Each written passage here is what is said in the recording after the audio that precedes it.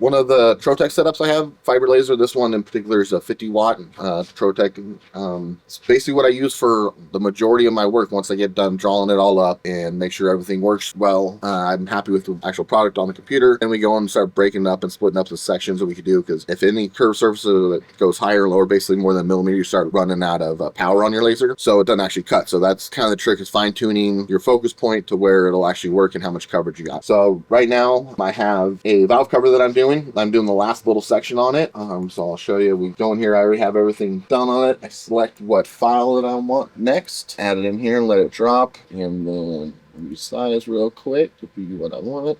All right, so then once the image is here in the computer and you're happy with how it is, there's nothing that's jumping out at you, then this one particular, have our valve cover here that just doing this last little tiny section on it. So I already have it in the right focus point on here, so turn one over once where I like it, and then I line up. They only give you the perimeters of these things. It doesn't give you any of the inside stuff. So what you have, the tricky part of what I do is trying to match up a bunch of the pieces. It's basically like you're putting a puzzle together. So trying to get where the years and experience come in is just been doing this for thousands and thousands of hours. So you're able to kind of pick up on cues that the computer and laser doesn't tell you, to make sure it's all right on there. So once I get it lined up where I think that I want it to be, safety glasses on here, and then go ahead and hit start. What I do is make sure that it's cutting good and focused, giving me a little bit more light in my cave to see the fine lines on here. And then once I'm happy with the power, make sure that it's focusing good and cutting well.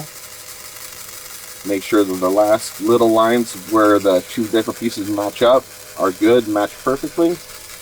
And then you sit here and you let it run, get back to drawing and get back to work. You'll be good to go.